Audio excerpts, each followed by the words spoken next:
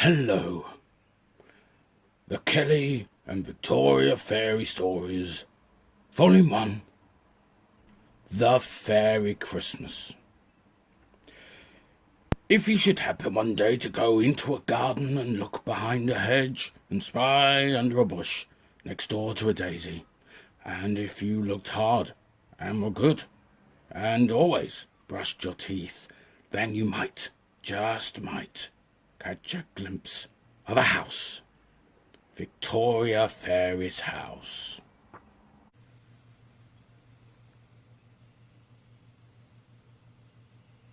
It was Christmas in little Wedgwood town.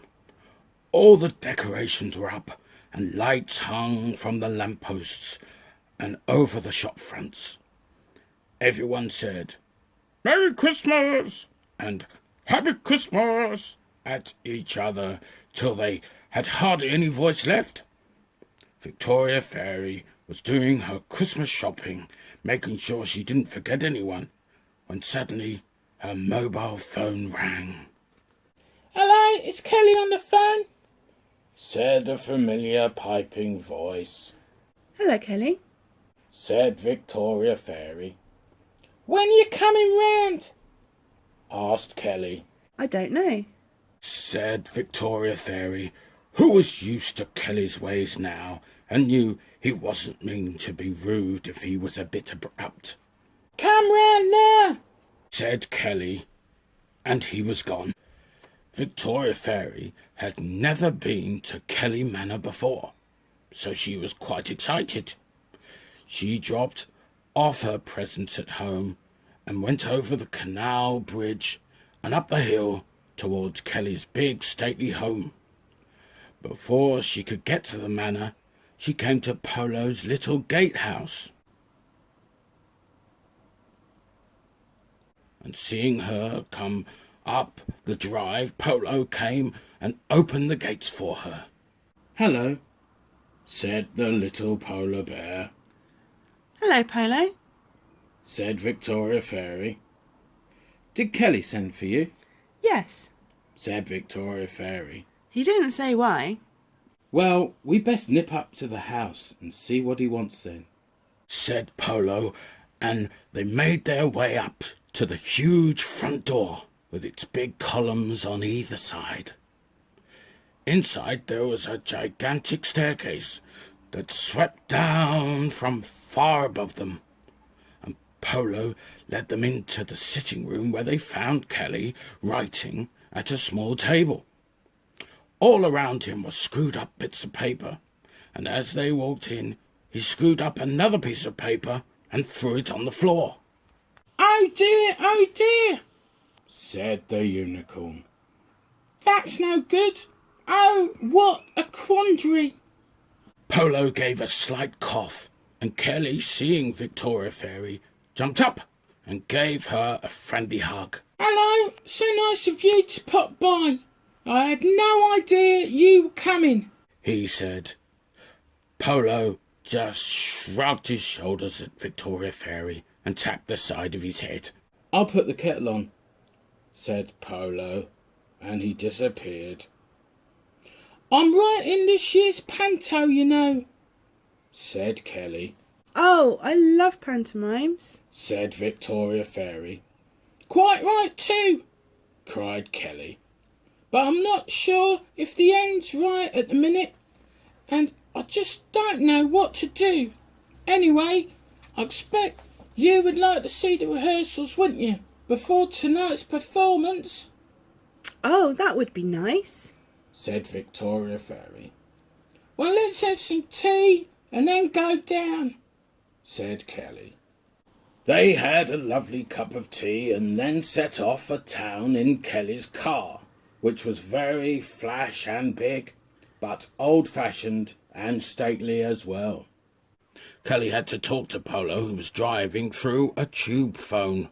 Victoria Fairy's feet didn't even reach the end of the seat, let alone the floor.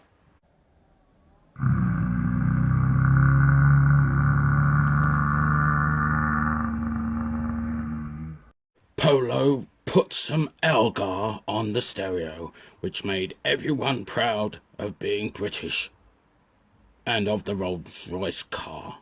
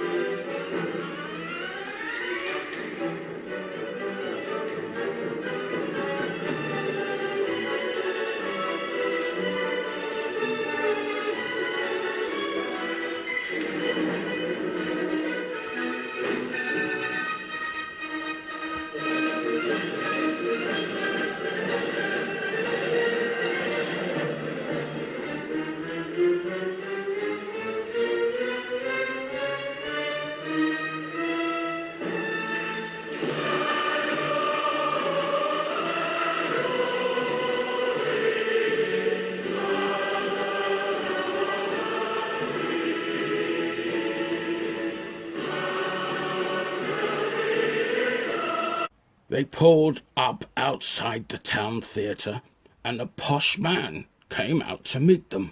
Hello. How nice. Mr. Kelly, sir. Polo. Victoria Fairy, isn't it? How lovely. Nice of you to come. My name's Havers. Charmed to meet you. Hello. Said Victoria Fairy. Hello, dear lady. Do come in. Said Havers. Victoria Fairy was very excited about seeing the theatre, and was even more excited when Havers took her backstage and she saw all the sparkling scenery and a pantomime horse that was trotting up and down. Have you thought up an ending yet? Havers asked Kelly. No, I still can't work out what to do. We need a bit of a bang to finish it off, but I just can't think of anything, said Kelly, and they all went quiet as they tried to think up something. What we could do with is a good fairy to make it all end happily and do some wand waving, said Havers. Yes, that would work, said Kelly. But who would play the fairy? They all thought about it in silence for a while. Why don't you ask Victoria Fairy? Said Polo. Oh no, said Kelly. We can ask Victoria Fairy. I don't know why it didn't come to me before. Polo sighed. He was used to Kelly. What would I have to do? Asked Victoria Fairy. Just say a line that rhymes and then say Merry Christmas and wave your wand, said Kelly. I don't know. It sounds nice, but I might be a bit nervous. Nonsense, said Kelly. You'll be great. And so it was decided. Victoria Fairy did some practicing, and before she knew what was happening, it was time for the audience to come in, and the hum of the crowd that made everyone get nervous backstage. They ran hither and thither, getting the scenery in the right places and making sure the props were ready.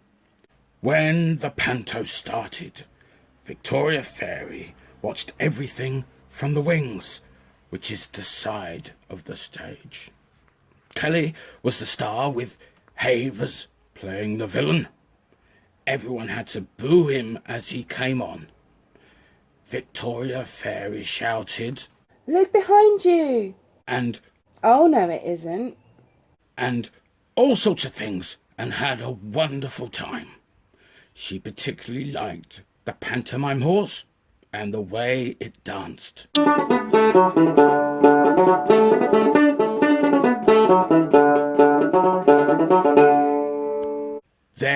was over. But before Victoria Fairy could be disappointed, it was time for her to go on. She braced herself and stepped onto the stage into the spotlights. But as she did so, she completely forgot what she was meant to say. Oh no, She thought. what am I to do? Then she heard a whisper from Polo in the wings. Just make up something. You can do it. So she said, I am the good fairy in this panto, and I've just popped along to say hello. If it should snow here inside, don't make a fuss, and everyone have a Merry Christmas. and she waved her wand, and down from the ceiling fell magic snow that sparkled and shone. Everyone clapped and agreed it was the best panto ever. When the audience had all gone, Kelly said, Well, I think it's time for afternoon tea. and they all sat down and had tea and scones. Later that night at home again, Victoria Fairy wrapped up her presents and put the labels on. She had got Kelly and Polo sugar lumps, which were their favourites. She had just finished when the phone rang. It's Kelly on the phone, Said Kelly, Hello, Kelly. answered Victoria Fairy. It's time to go to bed. Tucked in. No nightmares. And he was gone, Yes, I think so. thought Victoria Fairy. And she did. Goodbye.